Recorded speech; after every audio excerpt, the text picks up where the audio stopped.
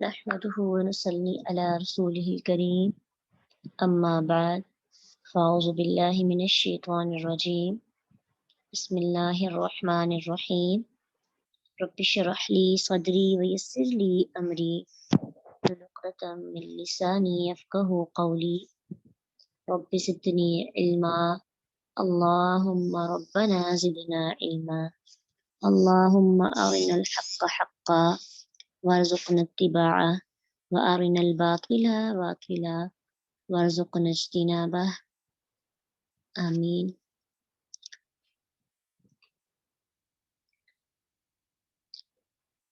وقضینا الی بنی اسرائیل وقضینا اور فیصلہ سنا دیا ہم نے الی بنی اسرائیل بنی اسرائیل کو فی الکتاب کتاب میں لتفسدن البتہ تم ضرور فساد کرو گے لا البتہ تفسدن تم ضرور فساد کرو گے فی الارض زمین میں مرتین دو بار وَلَتَعْلُنَّ اور تم ضرور سرکشی کرو گے علوًا سرکشی کبیرہ بہت بڑی.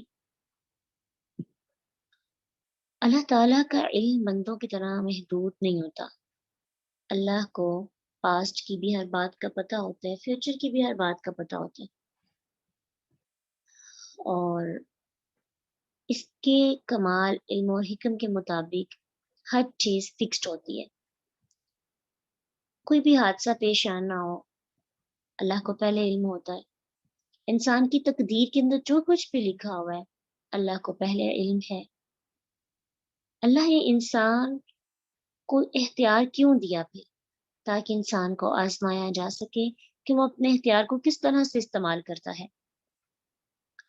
اللہ تعالیٰ نے اس علم کے مطابق بنی اسرائیل کو تورات سے پہلے آگاہ کر دیا کہ تم زمین میں 2 مرتبہ فساد کرو گی اور بہت بڑی سرکشی کرو گی. یہاں پہ ایک کوشچن ذہن میں آتا ہے کہ اللہ بنی اسرائیل کو کیوں بتا رہے تھے اور پھر ہمیں کیوں آگاہ کیا؟ مطلب بتانے کا مقصد یہ تھا، ایک تو اللہ کے علم اور حکمت کا پتہ چلے کہ اللہ کا علم لمیٹڈ نہیں ہے، محدود نہیں ہے، وسیع. دوسرا یہ کہ ہم لوگوں کو بتانا اس لیے مقصود ہے کہ ہمیں پتہ ہو کہ فساد اور سرکشی کا نتیجہ کیا ہوتا ہے. جو زمین کے اندر فساد برپا کرتا ہے اس کا کیا انجام ہوتا ہے. ہر شخص اس سے بچنے کی پوری جدوجہد کرے. تو بتایا جا رہا ہے بنی اسرائیل فساد کریں گے زمین میں. الارض، ارض سے مراد زمین شام، سرزمین شام بھی ہے جس کا ذکر پیچھے بھی ہوا. الارض التی بارکنا فیہا، کہ وہ زمین جس کو اللہ نے بابرکت بنایا. اور اس سے مراد ساری زمین ہے. یہودیوں کا فساد اور ان کو ملنے والی سزا شام میں ہوئی تھی، جب وہ مصر سے شام میں گئے تھے، اور دوسرے علاقوں میں بھی ہوئی تھی. تو اس ارض سے مراد سرزمین شام بھی ہے اور اس سے مراد ساری زمین بھی ہے. مختلف جگہیں بھی ہیں جہاں جہاں پر انہوں نے فساد برپا کیا تھا. اب ان کے فسادات شروع ہو رہے ہیں بنی اسرائیل کے. فَإِذَا جَاءَ، پھر جب آ گیا وعدہ اولاہما، ان دونوں میں سے پہلا. اولا پہلا، ہما ان دونوں میں سے. کن دونوں میں سے؟ جو 2 فساد تم نے برپا کرنے تھے نا، ان میں سے جو پہلا وعدہ تھا وہ آ گیا. پھر اللہ نے کیا کیا؟ باعثنا، بھیجا ہم نے، باعثا باعث بھیجا نہ ہم نے علیکم تم پر، عبادن بندے، لنا اپنے بندوں کو اللہ نے بھیجا، اولی بأسن لڑائی والے، شدید شدید، فجاسو تو وہ گھس گئے، خلال اندر، الدیار شہروں کے، گھروں کے اندر گھس گئے. وکانا وعدا مفعولا، اور یہ وعدہ تھا ہو کر رہنے والا. یعنی انہوں نے جب فساد برپا کیا نا تو اللہ تعالیٰ نے ان پر پھر ایسے لوگوں کو مسلط کر دیا جو ان کے گھروں میں گھس کر ان سے لڑائی کرنے لگے، ان کو مار پیٹ کے ان کو شہروں سے نکال دیا. اب 2 مرتبہ کی فساد کی تعیین کوئی مضبوط اور قابل اعتماد دلیل سے نہیں ہوتی. قرآن و سنت کے سوا تمہارے پاس کوئی چیز نہیں ہے نا جس کو ہم دیکھیں. تو اگر تاریخ پڑھیں قبل مسیح کی تو اس کی کوئی نہ کوئی سند جو ہے نا وہ پکی اور پختہ دلیل نہیں ہے. تو قرآن میں بنی اسرائیل کے بہت سے فسادات ہمیں ملتے ہیں.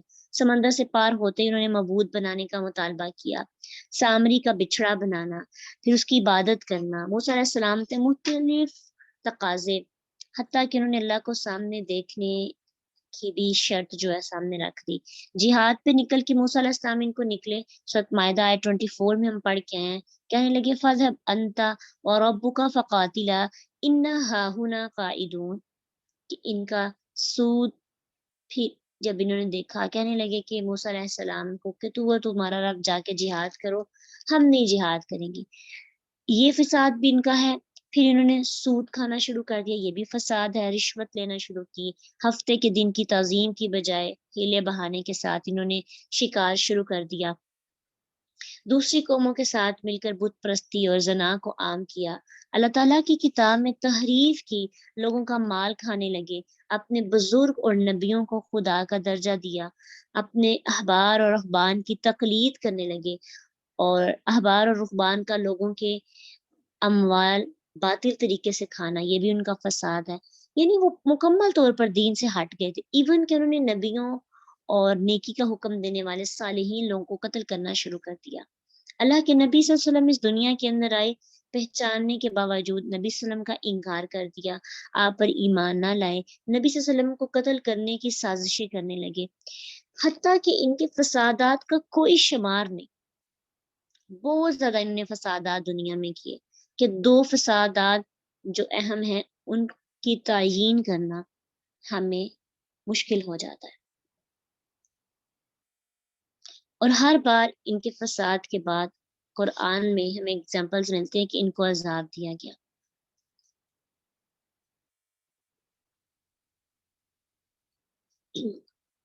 بائبل میں کچھ واقعات بیان کیے جاتے ہیں اور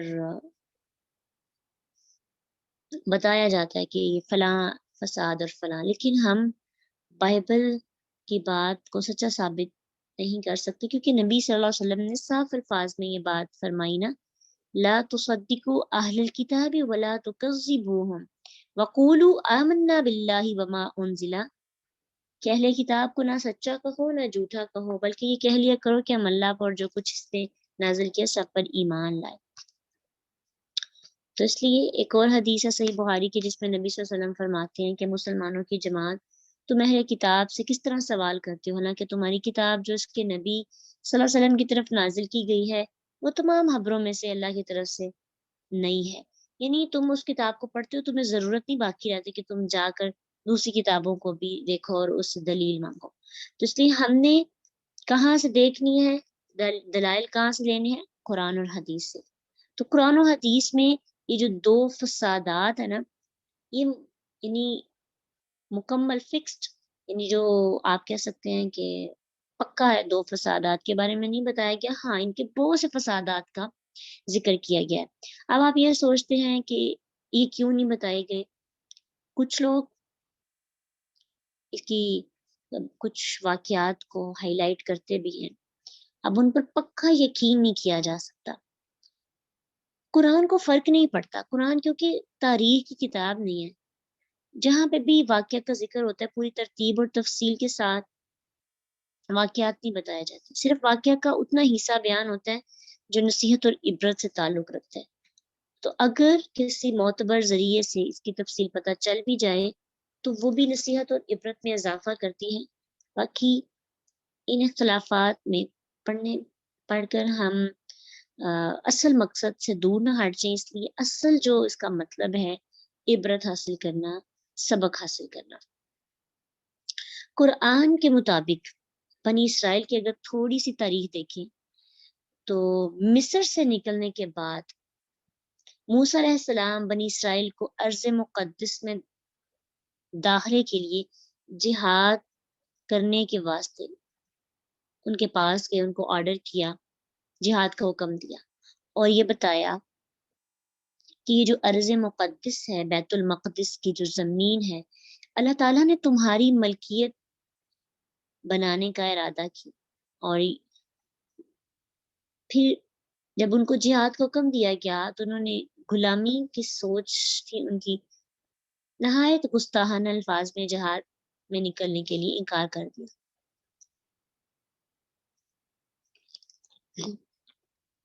اس کا نتیجہ کیا ہوا کہ 40 سال تک وہ اسی صحرا میں گھومتے پھرتے رہے۔ ان کی سزا تھی 40 سال تک وہ ادھر ادھر گھومتے رہے۔ اس دوران موسیٰ علیہ السلام بھی وفات پا گئے، اور موسیٰ علیہ السلام کو اتنا شوق تھا کہ وہ ارض مقدس میں داخل ہوں کہ آخری وقت میں انہوں نے دعا کیا، اللہ مجھے اتنا قریب کر دے کہ اگر پتھر پھینکے جائیں تو پتھر اس علاقے تک پہنچ جائے۔ اللہ تعالیٰ نے ان کی یہ دعا قبول بھی کی، اس لیے نبی صلی اللہ علیہ وسلم نے فرمایا، صحیح بخاری میں آتا کہ اگر میں وہاں ہوتا تو تمہیں ان کی قبر راستے کی جانب سرخ ٹیلے کے نیچے دکھاتا۔ اللہ نے موسیٰ علیہ السلام کی یہ دعا بھی قبول کی۔ اس 40 سال کے عرصے میں جو ان کو سزا ملی تھی، وہ ایک صحرا میں گھومتے پھرتے رہے۔ 40 سال کے عرصے میں جو ان کی اولاد پیدا ہوئی تھی، جب ان کی سزا مکمل ہوئی تو وہ اولاد جوان ہو گئی۔ انہوں نے ارض شام اور بیت المقدس کو فتح کیا۔ اللہ تعالیٰ نے انہیں آزادی کے ساتھ حکومت بھی عطا کی، نعمت بھی عطا کی۔ یہ دور کتنے عرصے پر محیط تھا یہ اللہ تعالیٰ ہی بہتر جانتے ہیں، لیکن ان کو حکومت ملی۔ پھر کیا ہوا، وقت گزرنے کے ساتھ ساتھ دین سے دوری اور دنیا کی محبت کی بنا پر وہ آپس میں لڑنے لگے، اللہ کے احکام کو پس پوش ڈال دیا، فساد فی الارض کے مرتکب ہو گئے۔ اللہ تعالیٰ نے ان پر پھر وہ اپنے سخت جنگ والے بندے بھیجے جن کا ان آیات میں ذکر ہے۔ یہ جو ابھی ہم نے آیت پڑھی ہے نا، فَإِذَا جَاءَ وَعْدُ أُولَاهُمَا بَعَثْنَا عَلَيْكُمْ عِبَادًا لَنَا أُولِي بَأْسٍ شَدِيدٍ۔ جب انہوں نے 40 سال کے بعد اس طرح سے اللہ کی نافرمانی کی، ان کی جو نئی نسل تھی، پہلے تو انہوں نے فتح کیا، اللہ کا فتح کرنے کے بعد جب دین سے دور ہو گئے تو پھر اللہ سبحانہ تعالیٰ نے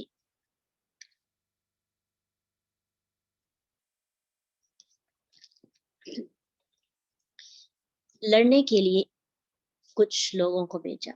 وہ اتنے جنگجو تھے کہ ان کے گھروں کے اندر گھس گئے، ان کے گھر، زمینیں، عورتیں، بچے سب پر قابض ہو گئے۔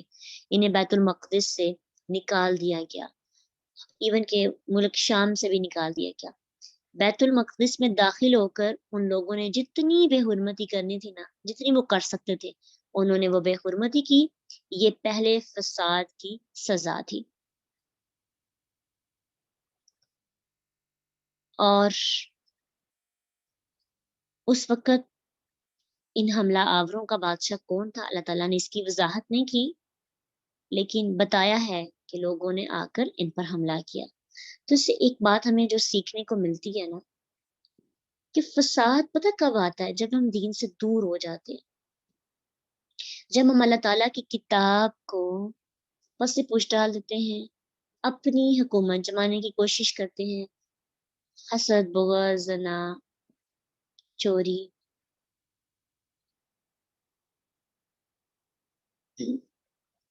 قتل و غارت شروع ہو جاتی ہے، تو اس وقت پھر ایسی سزائیں بھی آتی ہیں۔ پھر اللہ تعالیٰ ایسے لوگوں کو مسلط کر دیتے ہیں جو ہماری اسلامک ریچولز اور ان کا بھی خیال نہیں رکھتے۔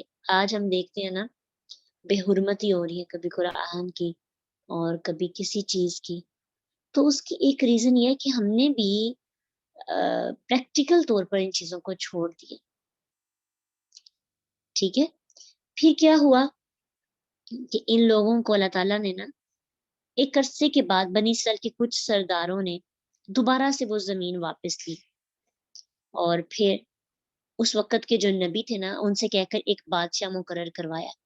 اللہ تعالیٰ کے حکم کے مطابق طالوت، جس کا واقعہ ہم سورۃ بقرہ کے اندر پڑھ کے آئے ہیں، طالوت کو بادشاہ مقرر کیا، اور اس وقت کفار کا بادشاہ جالوت تھا۔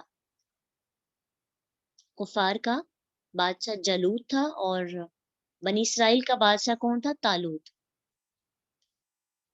اب کیا ہوا کہ کفار کو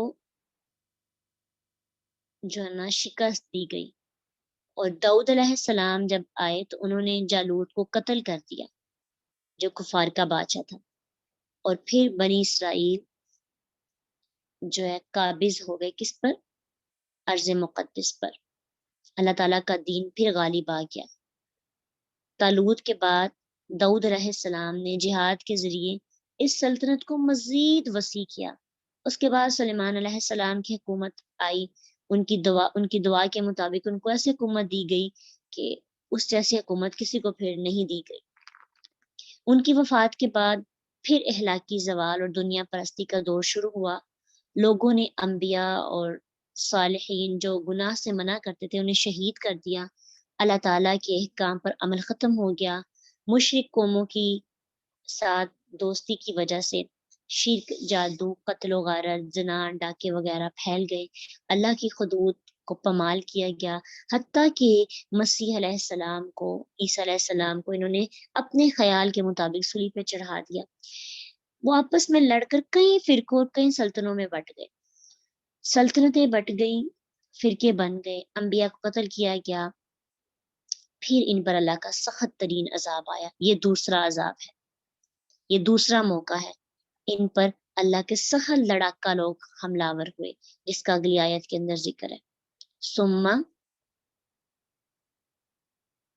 ردنا لکم الکرۃ، پھر لوٹا دی ہم نے تمہارے لیے کرۃ، باری، علیہم ان پر، وامددناکم اور مدد دی ہم نے تمہیں باموال و بنین، ساتھ تمہارے مالوں کی اور بیٹوں کی، وجعلناکم اور کر دیا ہم نے تمہیں اکثر و نفیرا، زیادہ تعداد میں۔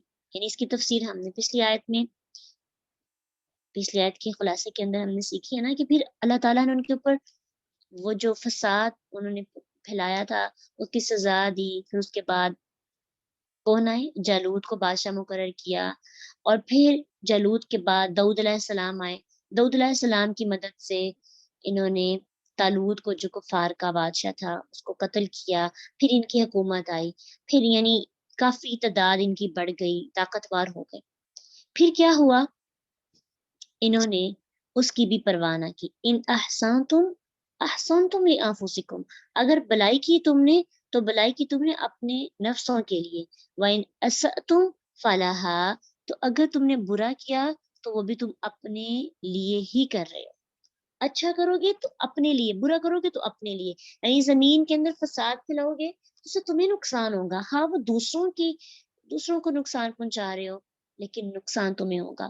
اس کی یہ بھی اس طرح سے بھی ہم کہہ سکتے ہیں کہ اگر ہم کوئی بھی گناہ کا کام کرتے ہیں، زنا کرتے ہیں، آج بھی زنا کتنا عام ہو چکا ہے کہ یعنی قدم قدم پر زنا کے اڈے ہیں، ایون کہ ہمارے ہاتھ سے شروع ہوتا ہے اور ہماری پوری باڈی تک پھیل جاتا ہے، ہمارے کان، ہماری آنکھیں ملوث ہو جاتی ہیں، اور بھی بہت سی برائیاں ہیں۔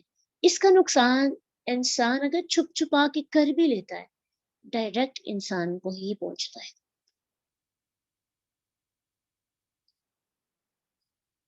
دنیا کے اندر بھی ذلت اور رسوائی، اور آخرت کے اندر جو عذاب ہے اس کا تو اندازہ نہیں لگایا جا سکتا۔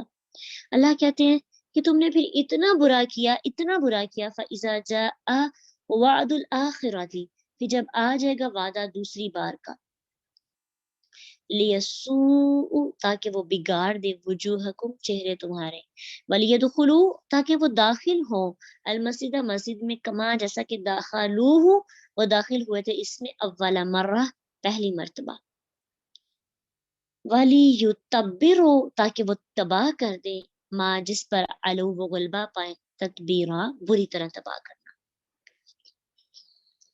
اب یہاں پہ دوسری دفعہ کی تباہی کا ذکر ہے،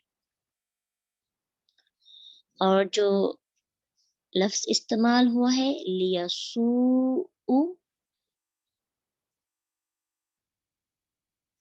اس کا مطلب ہوتا ہے غمگین کرنا، برا کر دینا، بگاڑ دینا، خوشی ہو یا غمی، جسمانی یا جو قلبی راحت ہو یا اذیت، اس کا اثر انسان کے چہرے پر نمایاں ہوتا ہے۔ خوشی میں چہرہ چمک اٹھتا ہے اور غم سے چہرہ کالا ہو جاتا ہے، سیاہ ہو جاتا ہے۔ تو اس کا مطلب ہوتا ہے کہ یعنی جب دوسری بار ان پر یہ سزا آئی تو ان کے چہرے بگڑ گئے، اتنے چہرے پر یعنی چہرے کے اثرات ہی بدل گئے، بہت بری طرح ان کو ناکامی ہوئی۔ اب کیا ہوا کہ اس دوسری دفعہ والے بندوں سے مراد کون سے بندے ہیں، یہ بھی قرآن نے کوئی فکس نہیں کیے، لیکن اگر دیکھا جائے نبی صلی اللہ علیہ وسلم کی زندگی کے اندر جب آپ صلی اللہ علیہ وسلم تشریف لے کے آئے، یہودی اس وقت بیت المقدس سے مکمل بے دخل تھے، وہاں پہ قبضہ تھا نصرانیوں کا، عیسائیوں کا قبضہ تھا، اور یہودیوں کو داخلے کی اجازت نہیں تھی۔ وہ یہودی کہاں پہ رہتے تھے؟ مدینہ، خیبر اور دنیا کے مختلف خطوں میں بکھرے ہوئے تھے۔ اللہ تعالیٰ کی طرف سے ان زبردست بندوں کے ان پر مسلط ہو کر انہیں مکمل طور پر تباہ کر کے بیت المقدس سے نکال دینے کا اندازہ ہوتا ہے یہاں پہ بھی۔ اور اگر تھوڑا سا دیکھیں تو کچھ لوگوں نے اس حملہ آوروں کو رومیوں نے جو حملہ کیا تھا اس کے بارے میں بھی بتایا جاتا ہے کہ رومیوں نے جب حملہ کیا اور ان کو وہاں سے نکال دیا گیا، لیکن اسرائیل کی تاریخ جو ہے نا یہاں پہ ختم ہو جاتی ہے، کیونکہ وہ دنیا کے مختلف علاقوں میں بکھر جاتے ہیں۔ اس لیے کنفرم کسی ایک چیز کو بتانا یہ ہم دلائل اور پختہ دلیل کے ساتھ اس کو ڈسکس نہیں کر سکتے، لیکن ہم یہ کہہ سکتے ہیں کہ اس کے بعد یعنی یہاں پہ ان کی تاریخ ختم ہو جاتی ہے کہ عیسائی اور یہودی کہاں پہ گئے، کیسے بکھرے، لیکن مسلمانوں کی تاریخ شروع ہو جاتی ہے۔ مسلمانوں نے بیت المقدس پہ حملہ کیا، اس وقت وہاں پہ عیسائیوں کی حکومت تھی، اور 16 ہجری کی بات ہے۔ عیسائی مقابلہ نہیں کر سکے، نصرانی جو ہے مسلمانوں کا مقابلہ نہیں کر سکے، انہوں نے صلح کر کے بیت المقدس کی چابیاں جو ہے نا عمر بن خطاب رضی اللہ عنہ کے حوالے کر دی، اور 2000 سال تک یہودی بیت المقدس سے بے دخل رہے۔ یہ تھوڑی سی تاریخ ہے، اس کو تھوڑا سمجھیں گے تو چیزوں کی ہمیں سمجھ آئے گی نا، اس لیے تھوڑا تھوڑا اس کو ہم نے دیکھنا ہے۔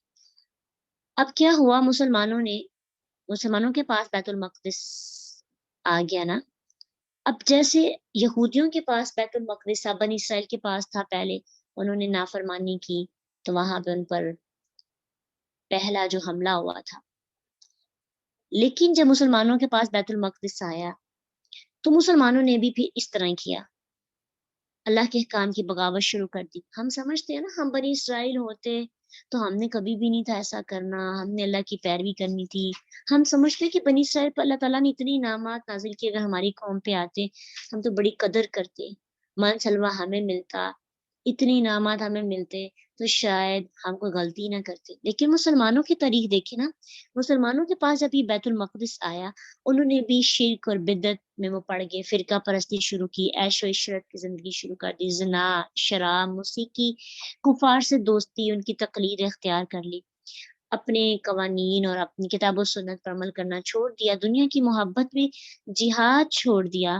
پھر ان کی بدعملیوں کی وجہ سے اللہ تعالیٰ نے اپنے دشمن یہودیوں کو دوسرے کفار کی مدد کے ساتھ پھر 1967 میں 1967 میں بیت المقدس پر قبضے کا موقع دیا۔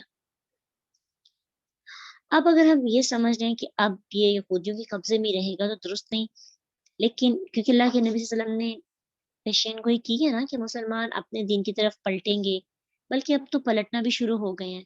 مسلمانوں کو اللہ تعالیٰ کی طرف سے ایسی نصرت عطا ہوگی کہ جس کا ذکر حدیث میں آتا ہے، صحیح مسلم کی حدیث ہے کہ نبی صلی اللہ علیہ وسلم نے فرمایا کہ قیامت قائم نہیں ہوگی یہاں تک کہ مسلمان یہود سے جنگ کریں گے اور مسلمان انہیں قتل کریں گے، یہاں تک کہ یہودی پتھر یا درخت کے پیچھے چھپے گا نا تو پتھر یا درخت کہے گا اے مسلم، اے اللہ کے بندے، یہودی میرے پیچھے سے قتل کر دو، سوائے ایک درخت کے وہ درخت یہودیوں کے درختوں میں سے ہے، اس لیے غرقد غرقد کا درخت جو ہوگا، باقی تمام جو درخت ہوں گے جن کے پیچھے یہودی چھپیں گے، درخت اور پتھر اس بات کریں گے اور بتائیں گے۔ انشاءاللہ بیت المقدس مسلمانوں کے پاس آئے گا، اس پر قبضہ ہوگا مسلمانوں کا انشاءاللہ۔ مسلمان لوٹ رہے ہیں جہاد کی طرف، واپس آ رہے ہیں، ان کے اندر شوق پیدا ہو رہا ہے اپنی تاریخ کو، اپنی پاکیزہ جگہوں کو واپس لینے کا۔ تو لیکن بات یہ ہے کہ یہ دونوں دفعہ اللہ کے بندوں سے بیت المقدس کیوں اللہ کے دشمنوں کے ہاتھوں گئی؟ مسلمانوں کی لا علمی، مسلمانوں کی بے عملی کی وجہ سے۔ بنی اسرائیل کے پاس جب تھی تب بھی، اور اب جب یہ مسلمانوں کے پاس آئی تو تب بھی واپسی کیوں لی گئی؟ لرننگ پوائنٹ ہمارے لیے کیا ہے کہ جب انسان کسی چیز کی قدر نہیں کرتا، اور قدر کیا ہے؟ اس کا حق ادا کرنا۔ مثلاً ہمارے پاس قرآن ہے نا، یہ بھی ایک پاکیزہ کتاب ہے، یعنی اگر ہم اپنی زندگی کے ساتھ اس کو ریلیٹ کرنے کی کوشش کریں، ہمارے پاس ہے قرآن، قرآن کو پڑھنے کی اللہ نے ہمیں توفیق دی، اللہ نے اس کی قدر کرنے کی توفیق دی۔ اب ہمارا کیا کام بنتا ہے؟ اس پہ عمل کرنا، اس کو پڑھنا اس طرح سے جیسے اس کا حق ہے، تدبر کرنا، تفسیر کے ساتھ اس کی باتوں کو اندر تک جذب کرنا، اس کے نور کو حاصل کرنا۔ اب جو بندہ اس کو تھام تو لیتا ہے لیکن اس کے روح تک نہیں پہنچتا، پھر کیا ہوتا ہے؟ عمل نہیں ہوتا نا۔ تو عمل نہ ہونے کی وجہ سے جیسے بیت المقدس لے لیا جاتا ہے بندوں سے، ایسے ہی اللہ تعالیٰ، اب وہ دیکھیں بیت المقدس کی بے حرمتی بھی ہوئی، اللہ کی جگہ، اللہ کی مسجد، ٹھیک ہے، بہت پاکیزہ اور حرمت والی جگہ ہے۔ سزا کس کو دی گئی اس کی بے حرمتی کی؟ مسلمانوں کو۔ کیوں؟ کیونکہ انہوں نے اس کی حفاظت نہیں کی اپنے عمل کی وجہ سے۔ پھر ایسے ہی ہوتا ہے کہ جب ہم قرآن کی قدر نہیں کرتے تو اللہ تعالیٰ دنیا کے اندر ایسے لوگوں کو ہمارے لیے آزمائش بنا کر بھیج دیتے ہیں کہ وہ لوگ ہمیں قرآن سے دور کرتے ہیں، وہ ہم سے قرآن لے لیتے ہیں۔ ایسے حالات آ جاتے ہیں کہ ہم چاہ کر بھی قرآن کو تھام نہیں پاتے، ہم اس کو پڑھنا چاہتے ہیں، وقت نہیں ملتا، ہم اس پہ عمل کرنا چاہتے ہیں، عمل کرنے کی توفیق نہیں ملتی۔ اتنی آزمائشیں بڑھ جاتی ہیں کہ اس کو تھامنا، اس پہ عمل کرنا ایسا ہوتا ہے جیسے گویا کہ آگ کا انگارہ پکڑنا ہے۔ آزمائش ہے نا، اس لیے جب حالات صحیح ہوتے ہیں تب قرآن کی قدر کر لینی چاہیے اور دعا کر لینی چاہیے کہ اللہ اس کو ہم سے نہ چھیننا۔ جیسے مسلمانوں کی غلطی کی وجہ سے بیت المقدس کو ان سے چھین لیا گیا، اللہ ہم سے قرآن کو نہ چھیننا، ہمیں قدر کرنے والے لوگوں میں شامل کرنا۔ کوئی بھی چیز ہو اللہ تعالیٰ نے آپ کو عطا کی ہو، کوئی بھی رتبہ، کوئی بھی مقام، عزت، محبت، ایون کہ اسلام پر عمل کرنے والا دل، خوبصورت دل، جب ہم اس کو سنبھال نہیں پاتے پھر وہ دوسرے لوگ اس پر قابض ہو جاتے ہیں۔ اپنے دلوں کی حفاظت خود کرنی پڑے گی ہمیں، ورنہ لوگ آ کر اس پر قبضہ جما لیں گے۔ عسیٰ ربکم، امید ہے تمہارا رب، ان یرحمکم، وہ رحم کرے تم پر، وَإِنْ عُدْتُمْ، اگر لوٹو گے تم، عدنا، لوٹیں گے ہم۔ اب دیکھیں اللہ کی رحمت کتنی وسیع ہے نا، اتنی سرکشی اور سزا کے بعد بھی کہہ رہے ہیں کہ اگر تم واپس پلٹو گے، حد سے بڑی ہوئی اس دوسری سرکشی اور اس کی وجہ سے ناقابل بیان تباہی سے دوچار ہونے کے بعد بھی تورات اور انجیل میں اللہ کے نبی کی پیروی کا حکم دیا گیا، تم اس پیروی کو نہیں پورا کر سکے لیکن ابھی بھی واپس آؤ گے، واپس آؤ گے تو اللہ تمہیں معاف کر دے گا، اللہ تمہیں خوشخبری عطا کرے گا، اللہ تمہیں ویلکم کہہ رہا ہے۔ اور اس بشارت کے مطابق جو اسرائیلی عبداللہ بن سلام رضی اللہ عنہ وغیرہ اللہ کے نبی صلی اللہ علیہ وسلم پر ایمان لائے اور رحمت الہی کے حقدار بن گئے۔ عسیٰ ربکم ان یرحمکم، امید ہے کہ تم پر رحم کیا جائے۔ اب یہ نہیں کہ بعد میں آنے والے لوگ یہ سمجھیں گے کہ ہمارے باؤ اجداد نے غلطیاں کی ہیں اب تو ہم پر رحمت نہیں ہوگی، نہیں، اگر وہ واپس آ جاتے ہیں. اگر باوجداد نے تو غلطیاں کی، اگر بچے آگے سے نسل جو آتی ہے وہ نیک کام کر لیتی ہے اور اس چین کو توڑ دیتی ہے جو برسوں سے چلی آ رہی ہوتی ہے، تو اللہ تعالیٰ اس رحمت کی وجہ سے جو اس کی اپنے بندوں پر ہے معاف کر دیتا ہے اپنے بندوں کو. لیکن ساتھ ہی اللہ فرما رہے ہیں وَإِنْ عُدْتُمْ عُدْنَا، اگر تم لوٹو گے تو پھر ہم بھی لوٹوں گے. اگر تم نے پھر غلط کام کیا، اگر تم نے پھر دوبارہ حد سے بڑھ کر فساد برپا کرنے کی کوشش کی تو پھر کیا ہوگا؟ ہم بھی تمہارے ساتھ ویسا ہی سلوک کریں گے.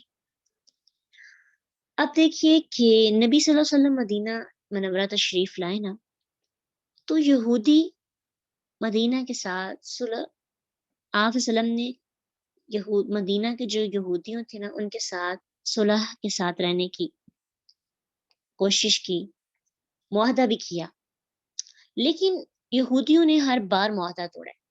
اسلام کی سب سے بڑی دشمنی پتہ کس کے ساتھ ہے؟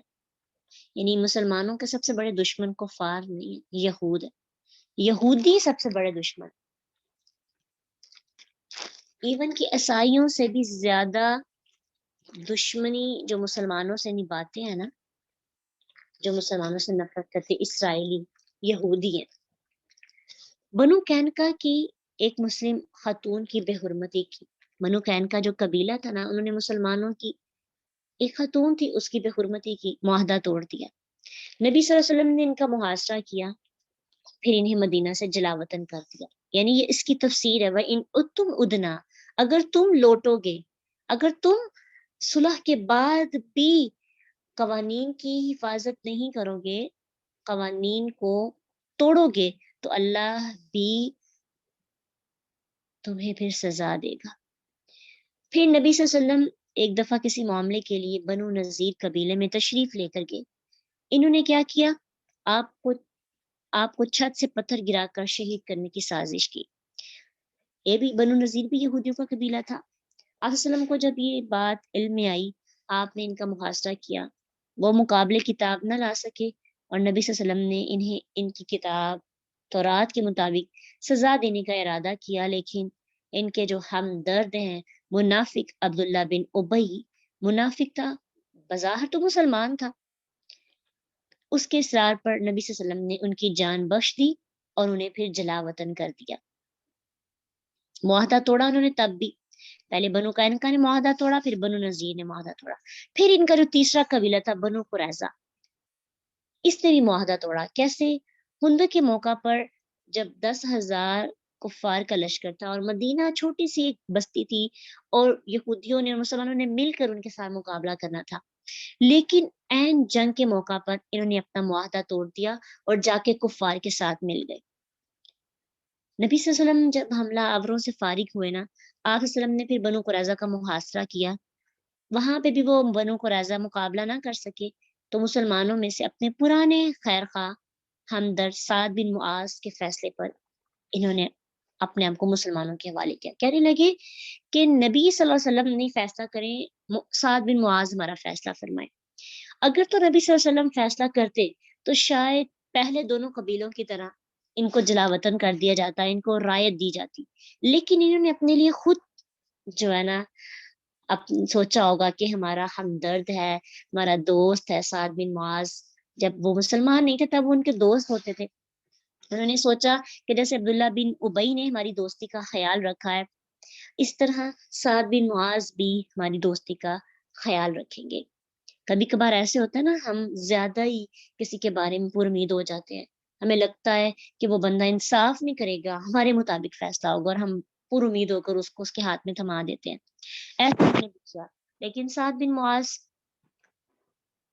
وہ کہتے ہیں کہ اب وقت آ گیا ہے کہ سعد کو اللہ کا حکم نافذ کرنے کے لیے راستے میں کوئی دوستی خائل نہیں ہوگی. وہ بھی مسلمان تھے. جو پکا سچا مسلمان ہوتا ہے نا، وہ دوستی نہیں دیکھتا، وہ یہ دیکھتے ہیں اللہ کا حکم کیا ہے، انصاف کرتا ہے. انہوں نے وہی فیصلہ کیا جو تورات میں تھا، اور پھر اللہ تعالی اور اللہ کے رسول کا فیصلہ اسے قرار دیا گیا. کیا فیصلہ تھا؟ ان کے تمام بالغ مرد جو 700 تھے ان کو قتل کر دیا گیا. ان کی عورتوں اور ان کی بچوں کو لونڈی اور غلام بنا دیا گیا۔ صحیح بخاری کے اندر یہ واقعہ موجود ہے کہ جس میں سعد بن معاذ کے فیصلے کے مطابق 700 ان کے جو بالغ مرد تھے ان کو معاہدہ توڑنے کی وجہ سے تورات جو ان کی کتاب تھی اسی کے حکم کے مطابق قتل کر دیا گیا۔ وَإِنْ عُدْتُمْ عُدْنَا، یہ اس کی تفسیر۔ پھر کیا ہوا، مزید تھوڑا سا آگے ہسٹری دیکھیں۔ خیبر والوں نے جو خیبر میں رہتے تھے انہوں نے عبداللہ بن عمر رضی اللہ عنہما کے ہاتھ پاؤں توڑ دیے۔ تو امیر المومنین عمر بن خطاب رضی اللہ عنہ نے تمام یہودیوں کو، یہود و نصارہ کو پورے جزیرہ عرب سے جلا وطن کر دیا۔ اللہ کے وعدے کے مطابق ان کی ہر سرکشی پر ان کو سزا دینے کے لیے کوئی نہ کوئی ہمیشہ ان کا بندوبست کرتا ہی رہا ہے۔ ابھی قریب زمانہ میں ہٹلر نے انہیں عبرتناک سزا دی۔ ابھی جو وقت ہے، آج کا جو دور ہے، سب کفار، عیسائی، بت پرست ہندو سب لوگ ان کے ساتھ مل گئے ہیں اور مل کر فلسطین پر قبضہ کر رہے ہیں، اپنی ریاست اسرائیل کے نام سے بنا کر فلسطین کے مسلمانوں پر ظلم کے پہاڑ توڑے ہیں۔ ٹھیک ہے، یہودیوں نے ہر دور میں مسلمانوں کے ساتھ بڑا ظلم کیا ہے، ہر بار وعدہ خلافی کی ہے، معاہدے توڑے ہیں۔ ان پر کسی اعتبار سے بھی نا آج اسرائیلیوں پر کسی اعتبار سے بھی بھروسہ نہیں کیا جا سکتا، اور مسلم دشمنی میں سارے کفار ان کے ساتھ ہیں، جو ہندو ہیں، عیسائی ہیں، یہ جو نان مسلم ہیں سارے ان کی بیک پہ ہیں۔ اللہ تعالیٰ نے چاہا تو اس وعدے کے مطابق جو اللہ نے مسلمانوں کے ساتھ کیا ہے کہ وہی ہوگا کہ ساری حکومت مسلمانوں کی ہوگی انشاءاللہ۔ جب مسلمانوں کے ساتھ یہ جنگ کریں گے اور پتھر اور درخت بھی ان کے قتل کرنے کے لیے مسلمانوں کو اطلاع دیں گے، یہ اللہ کا فیصلہ ہے، جسے نافذ ہونے سے کوئی بھی نہیں روک سکتا۔ تو بنی اسرائیل کی یہ ساری داستان مسلمانوں کو عبرت کے لیے سنائی گئی ہے کہ اگر مسلمانوں تم نے بھی ایسا کیا نا، تمہارے ساتھ بھی ایسا ہی ہوگا۔ وَإِنْ عُدْتُمْ عُدْنَا، اگر وہ لوٹ کر آتے ہیں، وہ وعدہ توڑتے ہیں، وہ اللہ کی حدود کو پامال کرتے ہیں تو ان کو سزا ہوتی ہے۔ اگر مسلمان بھی ایسا کریں گے تو ان کو بھی پھر سزا دی جائے گی۔ وَجَعَلْنَا جَهَنَّمَ لِلْكَافِرِينَ حَصِيرًا، اس کا مطلب ہے گھیرنا، قید خانہ۔ یہ حصیر ایک چٹائی ہے جہنم کی، یعنی ہم نے ان کے لیے دنیا کے اندر تو ان کو سزا ملی، آخرت کے اندر ان کو بہت بری سزا دی جائے گی۔ ان کا بچھونا جہنم، ان کے لیے جہنم کے بستر ہوں گے۔ اور ان کو جو دوسری دفعہ سزا دی گئی نا کہ ان کی مسجدوں کے اندر گھس کر ان کو تھوڑ پھوڑ کر ان کو جڑ سے اکھاڑ دیا گیا، وہ والی سزا پہلی سزا سے بہت زیادہ عبرتناک تھی، بری